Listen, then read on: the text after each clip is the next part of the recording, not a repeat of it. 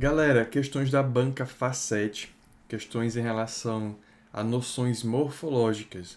É um assunto que cai em todo concurso público, então você esteja fazendo ou não concurso da banca Facete, serve para revisar, serve para estudar português, tá? É assunto que cai em toda a banca. Então vamos embora, vamos responder a questão. Primeira questão diz o seguinte: quais das opções abaixo não faz parte das 10 classes morfológicas da língua portuguesa? Então, bem fácil aqui, nem está cobrando análise morfológica, só quer saber se você conhece quais são as classes de palavras. Então, verbo faz parte? Verbo faz parte. Interjeição faz parte? Faz parte. Adjunto faz parte? Não.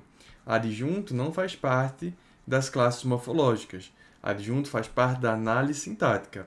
Pronome faz parte, substantivo faz parte. Então, resposta letra C. Rapidinho essa questão, né? Outra questão bem rápida é essa daqui, ó. Todas as alternativas a seguir fazem parte das 10 classes morfológicas variáveis, exceto. Então, dentro das classes morfológicas, a gente tem umas que variam e tem outras que não variam. Ele quer saber aqui, ó, a que não varia. Então, o substantivo varia? Varia sim, masculino, feminino, singular, plural. Artigo varia? Masculino, feminino, singular, plural, varia. Numeral varia? Varia. Masculino e feminino, não. Mas singular e plural, varia. O verbo varia? Varia. Né? Ali na sua conjugação ele vai variar em tempo, em modo, em pessoa, em número, varia. Agora a preposição não varia. É uma classe de palavras invariável, tá? Então existem algumas classes que são invariáveis. Por exemplo, preposição, que já tem aqui. O advérbio também é invariável. As conjunções também são invariáveis. Então existem algumas que não têm alteração, tá? E nesses exemplos aqui, nessas alternativas, a que não tem variação é a preposição. Leia o trecho a seguir. E Macabea, com medo de que o silêncio já significasse uma ruptura, disse ao recém-namorado: Eu gosto tanto de parafuso e prego. E o senhor? No fragmento, e Macabea, com medo de, classifique com medo de. Então, essa expressão aqui, ó, com medo de. Isso aqui é um transitivo indireto. Então, para dizer que é um transitivo indireto, eu estou falando de verbo. Então, não é verbo. Tá? Com medo de não é verbo, não pode ser transitivo indireto. Uma locução prepositiva, uma locução é quando eu tenho mais de uma palavra funcionando como uma única classe gramatical. Com medo de está funcionando como uma locução. E aí você vai perguntar, com medo de indica modo. Então seria um advérbio. A gente não tem a opção advérbio. Se eu não tenho a opção advérbio, eu não vou dizer que é um advérbio. Para ser locução prepositiva, eu tenho aqui esse conjunto de palavras e a última delas precisa ser uma preposição, que é o que eu tenho aqui. Esse de é uma preposição. Logo, isso aqui pode sim ser uma locução prepositiva. Ah, professor, ainda estou com dúvida. Vamos ver as outras alternativas. Intransitivo não pode ser intransitivo porque não é verbo. E eu tenho objeto indireto e objeto direto. Para que isso aqui fosse o objeto direto ou indireto, deveria estar relacionado a um verbo. Ó, em Macabea, com medo de que o silêncio já significasse uma ruptura, o verbo é aqui, ó, significar. Significa algo. Significa o quê? Uma ruptura. Então, uma ruptura é o que é o complemento de significasse. Logo, isso daqui não pode ser nem objeto indireto e nem objeto direto. Tá? Então, de fato, eu vou ficar com a minha resposta, a letra B. É uma locução prepositiva, porque tudo isso aqui está funcionando como uma coisa só, e o último termo é uma preposição. É assim que se formam locuções prepositivas, tá? O último termo precisa ser uma preposição. Quarta questão. Identifique a alternativa em que a classe gramatical está identificada de maneira incorreta. Então, aqui primeiro, todos ouviram falar mal de você, mas, esse aqui é meu termo destacado, nada fizeram. É um conectivo aditivo? Então aqui já está incorreto, então essa é a minha resposta. Não é um conectivo aditivo, é um conectivo adversativo. Se tivesse adversativo, estaria correto. Mas aditivo, não, porque eu tenho ideias opostas aqui. Ó. Todos ouviram falar mal de você, mas nada fizeram.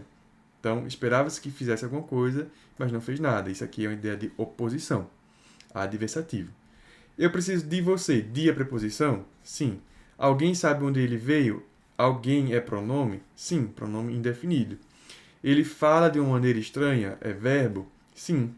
Aqui é a ação de falar. Eu falo, tu falas, ele fala. Eu já te disse isso? Já é um advérbio? Sim, é um advérbio de tempo. Então a letra A é a minha resposta, porque eu não tenho um conectivo aditivo, mas um conectivo adversativo. Quinta questão. Qual das palavras a seguir é um exemplo de neologismo? Gente, neologismo é quando tem uma palavra ali que não existe dentro da gramática, não existe nos dicionários, mas o falante acaba criando uma nova palavra. Então, isso é o neologismo e tem a ver com a formação de palavras, né? Tem a ver com o surgimento de uma palavra. E eu tenho as opções: bebível, tic-tac, bombom, invenção e computação. Dentro dessas alternativas, eu tenho aqui tic-tac, por exemplo, que é uma onomatopeia, um bombom, que é o chocolate, invenção, não consigo pensar que isso é uma palavra criada, computação também não. Agora, bebível, essa água ela é bebível. Essa água é bebível. Então, bebível é um termo criado, não existe a palavra bebível. Mas o falante pode sim usar da criatividade e criá-la. Isso é o neologismo. Sexta questão. Possui o mesmo radical a seguinte sequência de palavras. Então, lembrando, o que é um radical? Um radical, ali na composição da palavra, na sua estrutura, o radical é o pedaço da palavra que não varia. Por exemplo, se eu pego a palavra educar, educar, e aí a partir de educar, eu crio educação, eu crio educandário, eu crio educado. Então, o que é o meu radical? O meu radical é eduque. Eduque, tá? E esse A é a minha vogal temática. Então, essa parte aqui, ó, isso é o meu radical, eduque. Por quê? Porque é a parte fixa da palavra. Quando tem palavras que derivam dela, essa parte não muda. Mas o finalzinho está mudando, tá vendo? AR, são, ário, ado. Então, a parte fixa é o que eu chamo de radical. É isso que nós vamos analisar nessa questão. Onde eu tenho uma sequência onde o radical é o mesmo em todas as palavras. Letra A. Plantio. Tenho plantio, planalto e planície. Aí você pensa, plan se repete em todo mundo. Essa alternativa está correta. Tá bom? Vamos deixar ela aqui. Girassol. Eu tenho gir, gir, gi. Então gir não, gi. Gi. Padeiro. Pá, pan, pá. Falar. Fá, fá, fá. Sol. Sol, sol, sol. Todas as alternativas vai fazer sentido, então. Então veja só. Quando eu estou falando de um radical, essa análise de radical ela é contrastada por meio de palavras que são dentro do mesmo campo semântico, a mesma ideia. Quando você olha girassol, girafa, gigante, essas palavras estão dentro do mesmo campo semântico? Não, são coisas completamente diferentes. Padeiro, mini pão, até tem a ver, mais paçoca, tá? Então aqui está fugindo muito desse padrão. Falar, fazer, falir, são coisas totalmente diferentes. Plantio, planalto e planície. Plantio é a mesma coisa que planalto e planície? Não, né? Planalto e planície tem até a ver. Agora, plantio não tem muito a ver. Mas veja a letra E. Eu tenho sol, eu tenho ensolarado e eu tenho solar. Todas as palavras aqui estão dentro do mesmo campo semântico, que tem a ver com o sol. A palavra sol, ela é inteira um radical. E eu adiciono um prefixo em e um sufixo arado, e aqui em solar um sufixo ar, mas todas elas têm a ver com o sol propriamente dito. Então, a minha resposta da sexta questão é a letra E. tá? Essa análise do radical, esse contraste é feita ali por palavras do mesmo campo semântico. Não é coisas totalmente diferentes, porque assim teria uma infinidade de palavras. Sétima questão. Releia e responda. O estranho é que não havia propriamente família. Os tios e tias misteriosos, todos sem pai nem mãe. De acordo com as regras atinentes ao processo de formação das palavras, que tem a ver com morfologia, qual é o processo em que se enquadra a palavra grifada? Então, eu tenho o estranho. Eu quero saber o processo de formação da palavra estranho. É uma composição por aglutinação? A aglutinação é quando você tem ali duas palavras que se juntaram e houve perda de algum elemento sonoro. Estranho, você consegue ver que a junção de duas palavras aí? Não existe. Derivação imprópria. A derivação imprópria é quando uma palavra pertence a uma classe gramatical e passa a ser utilizada em outra classe gramatical ali, em outro contexto. A palavra estranho, ela normalmente é um sujeito. É um adjetivo. É um adjetivo, tá? Estou falando aqui, não é de classe sintática. Sujeito é sintaxe, tá? Perdão. Estranho é uma coisa, uma característica, é um adjetivo, tá? O menino é estranho. O papel estranho, tá? Então, estranho normalmente é um adjetivo. Só que estranho aqui está acompanhado de um artigo. E um artigo ele tem um papel de substantivar as coisas. Então, nesse caso, estranho não é mais um adjetivo. Nesse caso, estranho é um substantivo. Então, perceba que estranho trocou a classe gramatical. Isso é uma derivação imprópria, tá? É quando há a mudança da classe gramatical para outra.